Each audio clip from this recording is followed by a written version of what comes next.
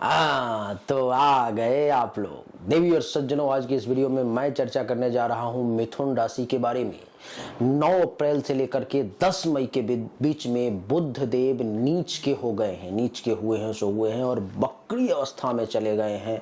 बुध का बड़ा तूफानी और बहुत ही ज्यादा परेशानी भरा प्रभाव आपके लिए 9 अप्रैल से 10 मई के बीच में होने वाला है। आखिर क्या क्या होने वाला है, कैसे कैसे होने वाला है, इस विषय पर आज के इस वीडियो में हमारी और आपकी चर्चा होगी। देवी और सज्जनों, आपकी जानकारी के लिए बता दूं कि बुध का नीच होना ये बहुत बुरा है। अगर कोई व्यक्ति नीच प्रकृति में चले जाए, नीच का हो जाए, तो आप ये खूब समझते हैं, खूब जानते हैं कि नीच का व्यक्ति कुछ भी कर सकता है। वो कुछ भी करने से बहुत ज़्यादा सोचेगा नहीं, क्योंकि उसकी प्रकृति, उसका स्वभाव नीच का हो गया है।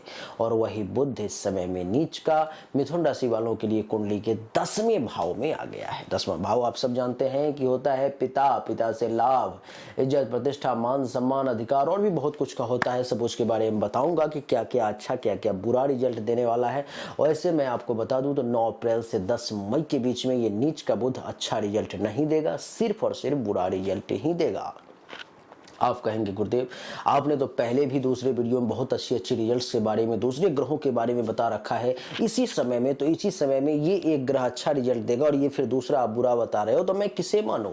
आपकी जानकारी के लिए बता दूं कि जो दूसरा ग्रह है जिसके बारे में हमने अच्छा बताया है वो अच्छा ही देगा, और जिसके बारे में बुरा बताने जा रहा हूं वो बुरा ही देगा।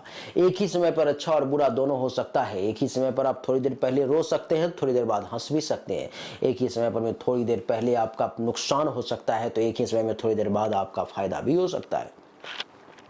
क्या कैसे होगा, आइए चर्चा को आरंभ करते हैं। तो हेलो, नमस्कार, आदाब, सलाम, सत श्री अकाल, केम छो, कसे काय केरो हाले के नाची आजम, कैसन वानी, हाउ आर यू, कैसे हैं आप लोग, केमो नाचो, मनक्कम खम्भागनी हुकुम, केमती अच्छंती की खबर, नमस्तुभ्यं, राधे राधे।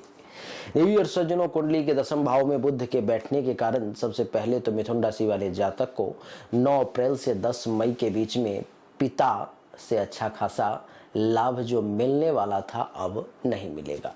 9 अप्रैल से 10 मई के बीच में पिता से बहुत ज़्यादा लाभ, बहुत ज़्यादा फायदा लेने की कोशिश ना करें, क्योंकि वो नहीं मिलने वाला है। फालतू का टेंशन, तनाव, परेशानी होगा, जोर जबरदस्ती पिता के साथ करने की कोशिश ना करें, क्योंकि पिताजी आपको इस समय में बहुत ज़्यादा लाभ नहीं देने जा रहे हैं। उनकी मन तो थी, लेकिन ये जो 9 अप्रैल से बुध का जो नीच का परिवर्तन हो गया कुंडली के 10वें भाव में, इस कारण से उनका मन बदल गया। तो पिताजी से जोर जबरदस्ती करने का प्रयास ना करें, क्योंकि बना बनाया खेल आपका बिगड़ सकता है। फिर 10 मई के बाद यही पिताजी आपको मदद करेंगे, आपको लाभ देंगे। पिता ही नहीं, पिता समान जो भी व्यक्ति हैं, जो भी लोग हैं, उनसे भी अगर आप फायदा लेना चाह रहे थे, चाहे वो चाचा है, ताऊ है, या पिता के समान कोई भी व्यक्ति है, तो उनसे जोर जबरदस्ती इस समय में ना करें, बहुत ज़्यादा प्रेशर ना डालें, क्योंकि इस समय में वो मन बदल चुके हैं, आपको लाभ नहीं दे पाएंगे। उनको समझ में खुद ही नहीं आ रहा होगा कि आखिर मैं देने वाला था, मदद करने वाला था, अब क्या हो गया जो मैं मदद नहीं कर रहा हूँ। आपको भी ऐसा लगेगा कि ये तो मेरी मदद करने वाले थे, अब ऐसा क्या हो गया कि अब ये मेरी मदद नहीं करने जा रहे हैं। देवी और सज्जनों, तो सबसे पहली बात, सबसे बड़ी बात, ये आपको मदद इस समय में नहीं करेंगे, तो इनसे मदद लेने का प्रयास भी आप नहीं करें। दूसरी बात, ये समय जो है सो आपके काम धंधा का है, कर्म का है। तो बुध आपके लिए काम धंधा अच्छा चलता हुआ प्रतीत नहीं होने देगा। आपके काम धंधे में, कार्य क्षेत्र में भी ये बुध रुकावट उत्पन्न करने का प्रयास करेगा। आपके कार्य क्षेत्र में भी ये बुध जो है सो परेशानी उत्पन्न करने का प्रयास करेगा। आपके कार्य क्षेत्र में भी ये जो बुध है सो आपके लिए 100 प्रकार की निगेटिव चीजें सामने ला करके रख देगा। हो सकता है आपको किसी गलत काम के प्रति भी ये बुध ले जाए, किसी गलत मार्ग पर में ले जाए, उससे भी आपको बचने का प्रयास करना चाहिए, क्योंकि ये 10वां भाव आपके काम धंधा कारोबार के अलावा आपके पद का भी होता है। इसलिए आपके पद, प्रतिष्ठा, पोजीशन में भी एक गिरावट जो है सो उत्पन्न कर सकता है। आपको सही तरीके से पोजीशन की प्राप्ति होती हुई नजर नहीं आ रही है, आपको पोजीशन नहीं मिलेगा, आप एक सही योग्य पोजीशन पर में नहीं जा पाएंगे। देवी और सज्जनों, आपकी जानकारी के लिए मैं बता दूं कि कुंडली के 10वें भाव में बैठा हुआ ये बुध पोजीशन जहां पर आपका बना हुआ है वहां से खींचने का प्रयास करेगा, वहां से गिराने की कोशिश करेगा। इसका प्रयास रहेगा कि ऐसे आप जो चढ़ रहे हो आपको ऐसे गिरा दो, मतलब ऊपर ना जाने दिया जाए, नीचे कर दिया जाए। ये 10वां भाव आपके प्रभुता का, पावर का, सत्ता का होता है। तो आपको बता दूं कि आपके प्रभुता, आपके पावर, आपके सत्ता में भी ये रुकावट उत्पन्न करने का प्रयास करेगा, ये गिरावट उत्पन्न करने की कोशिश करेगा। आपको कैसे, किस प्रकार से आप उस लेवल तक ना पहुंच पाए, आपके पावर में कमी आ जाए, बुध ऐसी कोशिश 9 अप्रैल से 10 मई के बीच में करेगा। आपकी जानकारी के लिए बता दूं कि आपको अधिकार की प्राप्ति होना इस समय में थोड़ा सा मुश्किल लग रहा है। आपको अपने अधिकार की प्राप्ति के लिए भी लड़ना पड़ सकता है, वो भी इतनी आसानी से नहीं मिलेगा। 10वां भाव आपके प्रतिष्ठा का है, बुध नीच का 10वां भाव में आ गया है।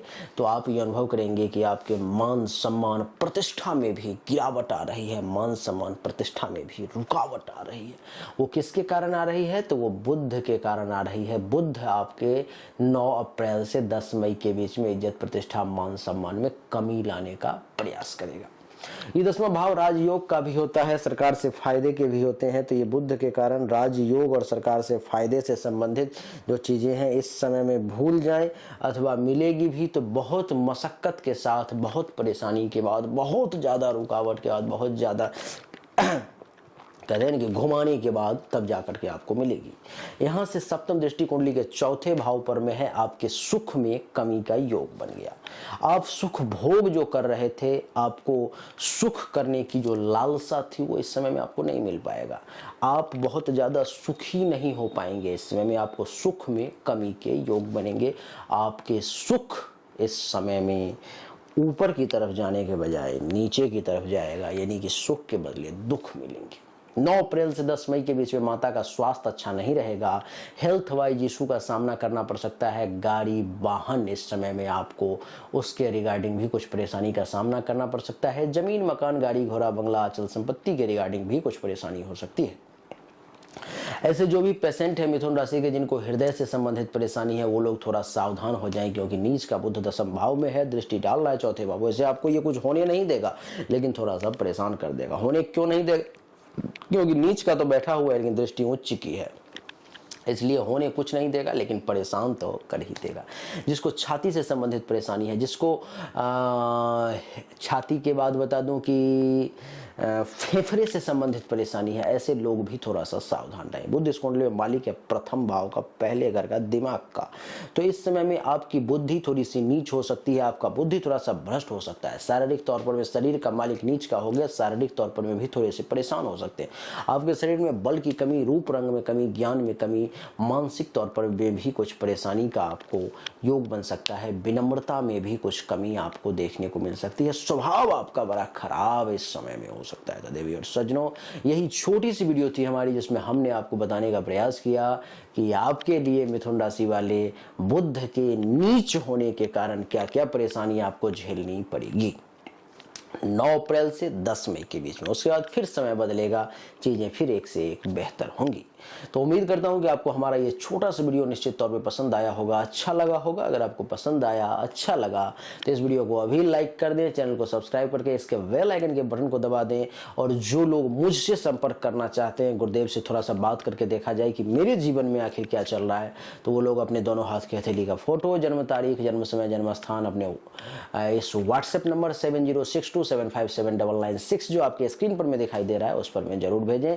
आपकी जानकारी के लिए बता दूं कि यह निःशुल्क सर्विस नहीं है, यह फ्री सर्विस नहीं है, यह एक पेड सर्विस है। जो उचित शुल्क होगा वो आपको जमा करना पड़ेगा।